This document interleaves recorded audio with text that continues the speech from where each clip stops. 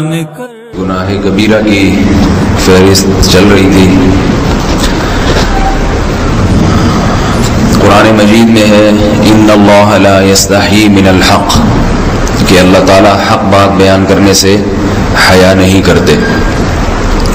حدیث میں بھی بعض ایسے مسائل کو اللہ کے رسول نے بیان کیا ہے صلی اللہ علیہ وسلم نے جو بظاہر حیا کے خلاف ہیں، مگر اس لیے بیان کیا کہ اگر آپ صلی اللہ علیہ وسلم بیان نہ کرتے تو لوگ ان بے شرمی کے کاموں میں مبتلا ہو جاتے۔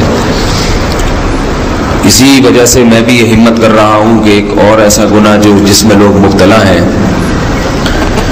اور وہ ہے حیا کے خلاف، مگر ہے بہرحال شریعت کا مسئلہ اور لوگ اس میں گناہ میں مبتلا بھی ہیں، اس لیے بتانا ضروری ہے۔ وہ یہ ہے کہ لوگ شادی کے بعد بھی، آج کی نوجوان نسل زوجہ سے، بیوی سے غیر فطری طریقے سے ہم بستری کرتے ہیں۔ انٹرنیٹ پہ بیہودہ فلمیں دیکھتے ہیں تو جو چیز انگریزوں کی دیکھ رہے ہیں کہ ان کے کلچر آہستہ آہستہ میڈیا کے ذریعے ہمارے معاشرے میں بھی آ رہا ہے۔ اللہ کے رسول صلی اللہ علیہ وسلم نے لعنت فرمائی ہے، ایک روایت میں ہے کہ اللہ اس کی طرف دیکھے گا نہیں کہ جو اپنی زوجہ سے پچھلے راستے سے ہم بستری کرے گا۔ یہ بیماری بھی، یہ گندگی بھی لوگوں میں پھیلتی جا رہی ہے، خاص طور پہ جن کو لڑکوں سے بدفعلی کی عادت پڑ جائے تو وہ زوجہ سے فطری راستے سے ہم بستری نہیں کرتے۔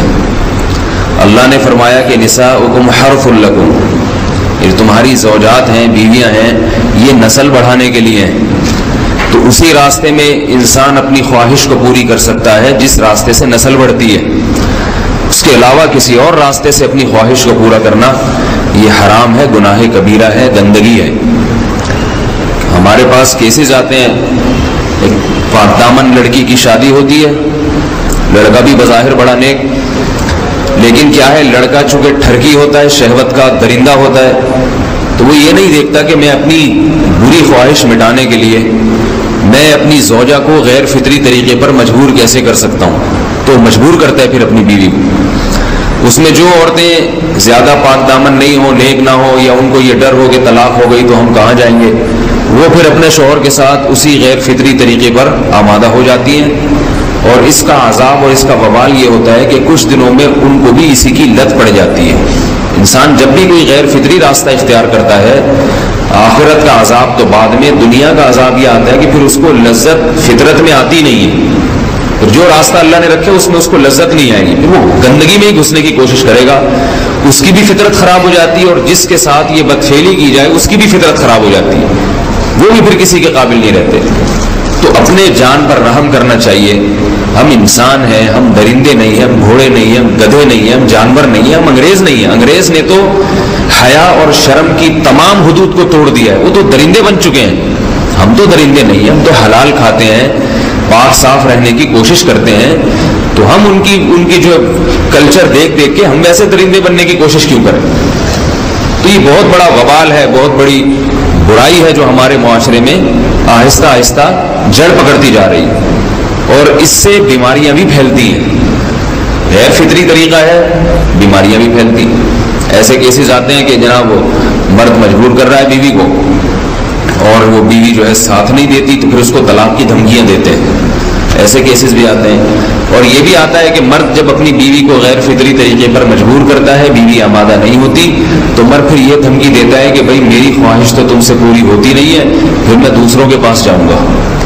تو یاد رکھیں، جس عورت کا شوہر یہ دھمکی دے اس کو کہ میں زنا کروں گا اگر تم نے میری خواہش پوری نہیں کی غیر فطری طریقے سے، تو عورت اپنے شوہر سے کہہ دے کہ جاؤ تم کہیں اور جا کے منہ کالا کرو، تمہاری فطرت میں گندگی ہے تو یہ مجھے گندا بنانے کی کوشش نہ کرو، اس کو زنا کرنے دیں، وہ اللہ آخرت میں اس سے بھگتے گا۔ ہر بیماری کا اللہ نے علاج رکھا ہے۔ اللہ کے رسول صلی اللہ علیہ وسلم نے فرمایا، صحیح بخاری کی حدیث، ما انزل اللہ من داء الا انزل له دواء، کوئی بیماری ایسی نہیں ہے جو اللہ نے نازل کی ہو اور اس کے لیے دوا نہ رکھی ہو دنیا میں۔ تو اگر کسی کو ایسی لت پڑ گئی ہے غیر فطری کام کی، تو اس کو چاہیے کہ وہ اپنا علاج کرائے، ڈاکٹر سے بھی رابطہ کرے، اور سب سے بڑا علاج یہ ہے کہ کچھ وقت صبر کرے گا، چھوڑ دے گا کچھ عرصے کے لیے، تو خود بخود آہستہ آہستہ صحیح ہو جائے گا۔ ایک آدمی شراب کا عادی ہے، ایک علاج تو یہ کہ ڈاکٹروں سے رابطہ کرے، بہترین علاج کے چھوڑ دے، کتنے دن تڑپے گا؟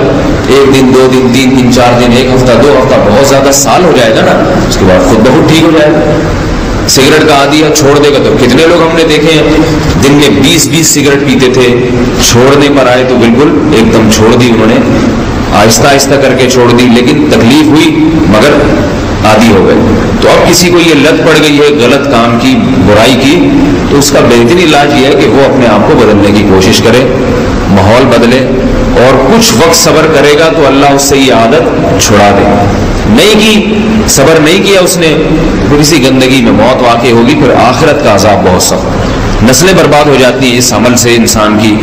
تو بات حیا کے خلاف ہے، مگر یہ کہ ایک بزرگ تھے وہ بات فرما رہے تھے، تو کسی نے پوچھا کہ حضرت آپ حیا کے خلاف بات کرتے ہیں، تو انہوں نے فرمایا تم بے حیائی کے کام نہیں چھوڑتے، ہم اس چھڑوانے کے لیے بات کریں تو ہم برے ہیں، اور تم کام کرو تو بھی برے نہیں۔ برائی کا کام کرنے میں برا نہیں بنتا، اور برائی کے خلاف بولنے والا برا بن جاتا ہے کہ دیکھو یہ کیسی باتیں کر رہے ہیں۔ تو وہی باتیں ہیں، اس لیے ہیں کہ یہ معاشرے میں یہ برائی پھیلتی چلی جا رہی ہے، اور یہ ہماری اپنا کلچر نہیں ہے، یہ امپورٹ ہو رہا ہے باہر سے، یہ امپورٹ ہو رہا ہے، یہ وہاں میڈیا کے ذریعے آ رہا ہے۔ تو وہ چیزیں دیکھا نہ کریں اور ان لوگوں سے دور رہا کریں۔ ہمیں تو دین کا داعی ہو کے ان کو ہدایت پر لانا تھا، بجائے ہم ہدایت پہ چل کے دوسروں کو چلانے والے بن کے ان کے راستے پہ ہم نے چلنا شروع کر دیا۔ اللہ تعالیٰ ہمیں اب دیکھیں ان کے ہاں ایڈز کا مرض پھیل گیا ہے۔ آپ بتائیے یہ ایڈز کا مرض ہمارا ہے کیا؟ یہ بیماری ہماری ہے یا ان کی ہے؟ ہمارے یہاں بیماریاں ہیں، کھانسی ہے، نزلہ ہے، ٹھیک ہے نا، بلڈ پریشر ہے، شوگر ہے، یہ بیماریاں ہماری ہیں۔ کوئی اللہ کا شکر ہے گندی بیماری ہمارے ہاں نہیں ہے، جتنی گندگیاں ہیں وہاں سے آ رہی ہیں۔ ایڈز کا مرض وہاں سے امپورٹ ہوا ہے، وہ ایڈز کا مرض اسی بدفعلی کی وجہ سے پیدا ہوتا ہے، اسی سے جراثیم پیدا ہوتے ہیں، اور اتنا خطرناک مرض کے ایسے متعدی ایسے پھیلتا ہی۔ افغانستان میں ایڈز کا ریشو 0 تھا، 0۔ وہ جانتے نہیں تھے کہ ایڈز کا مرض ہوتا کیا ہے۔ جب سے امریکن آرمی، برطانیہ آرمی افغانستان میں آئی ہے، فوجی آئے ہیں، افغانوں میں ایڈز کا مرض پھیل گیا ہے، انہوں نے وہاں بدفعلیاں شروع کر دی ہیں۔ تو وہ تو حالانکہ ان کے لیے زنا کتنا سستا ہے، کتنا سستا ہے نا ان کے لیے زنا، پھر بھی وہ لڑکوں کی طرف مائل ہوتے ہیں۔ تو اتنی گندگی، ایسا گندا جب انسان بن جائے پھر اللہ اس کے وجود کو برقرار نہیں رکھتے، اور رکھتے ہیں تو پھر آخرت میں سزا دینے کے لیے اپنے آپ کو ان گندگیوں سے بچانا چاہیے، حلال پہ اکتفا کرنا چاہیے۔ اللہ تعالی ہمیں حلال پہ قناعت کی توفیق عطا فرمائے اور پاکیزہ لوگوں میں ہمارا شمار فرمائے۔